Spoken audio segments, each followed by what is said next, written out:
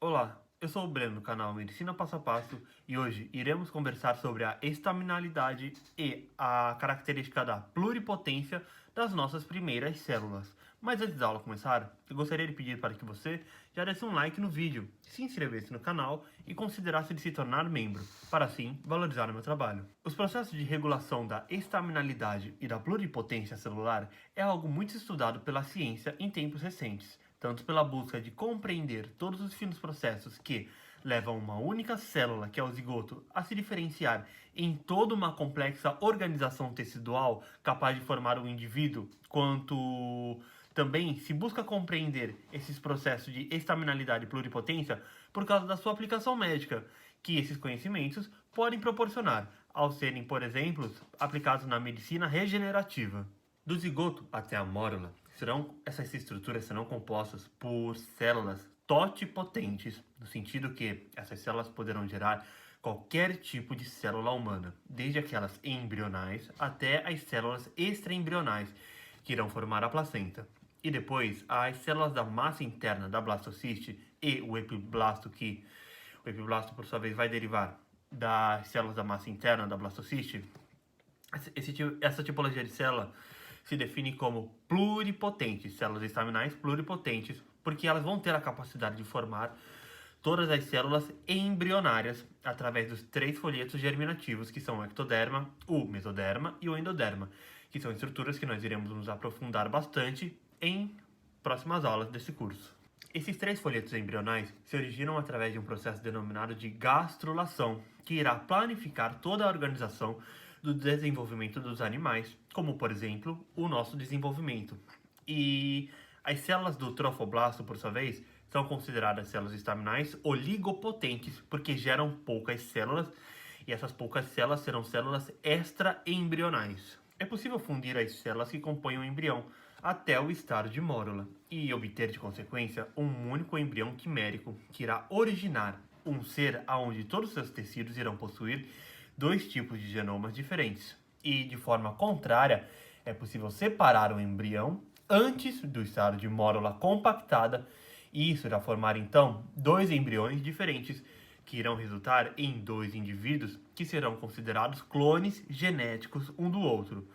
E após a separação, ambos os embriões formados vão proliferar de forma a compensar a quantidade de células perdidas. Esse é um processo realizado em parte para fertilização in vitro, onde após uma fecundação do ovócito em laboratório e a formação do estado a 8 células do embrião, se vai extrair algumas células desse embrião.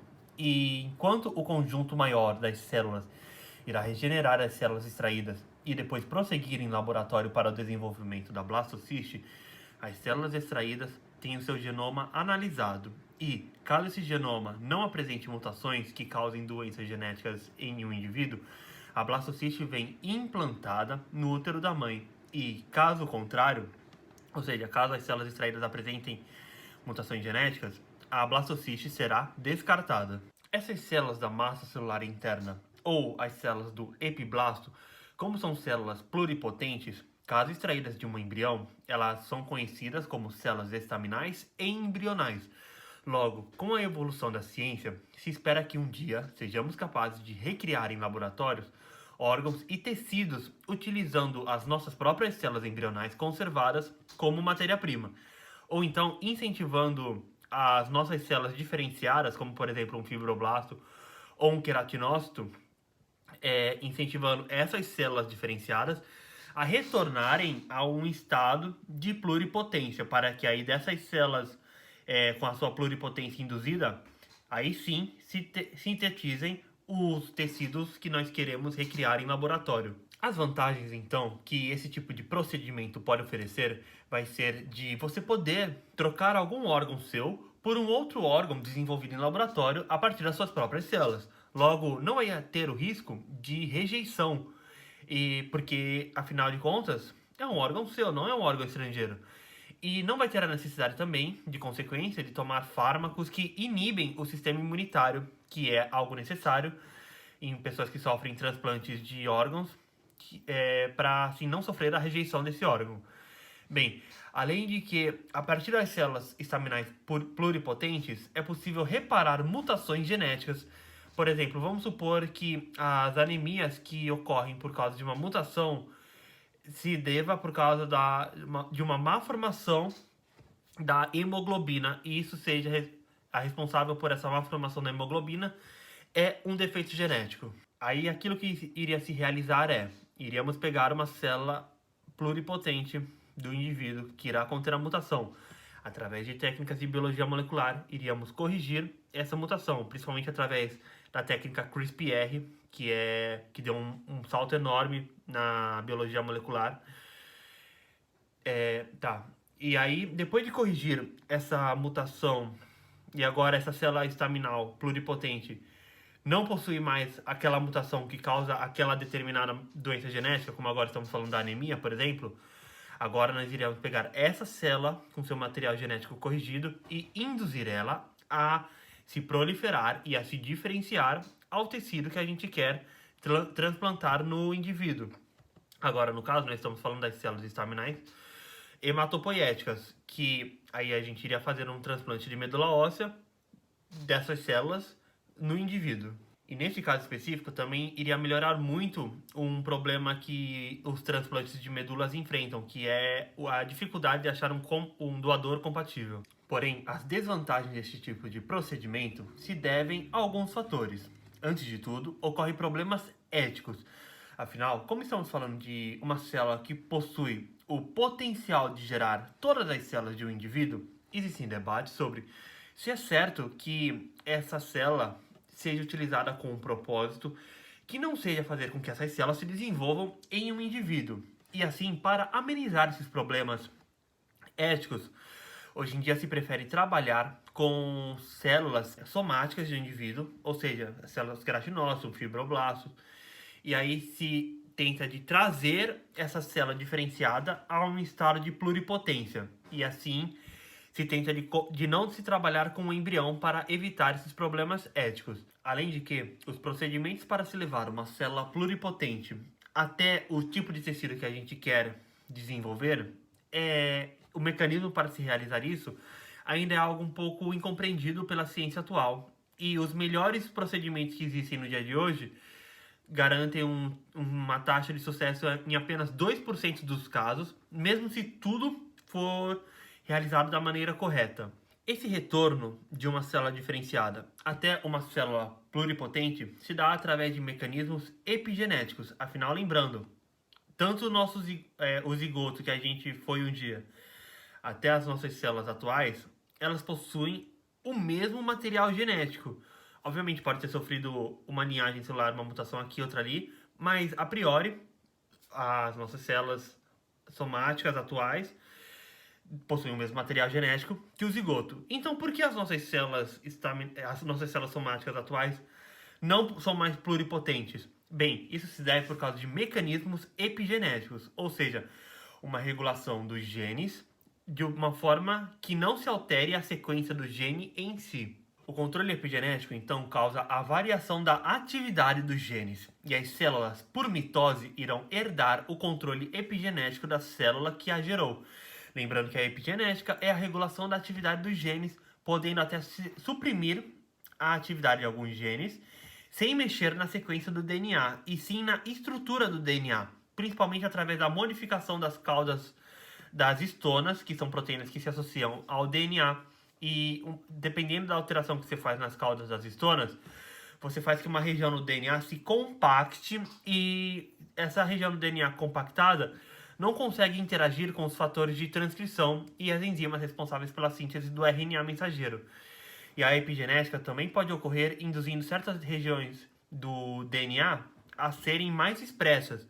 Isso também se dá geralmente através de mecanismos nas caudas das histonas, que vão recrutar mais facilmente fatores de transcrição para algumas áreas.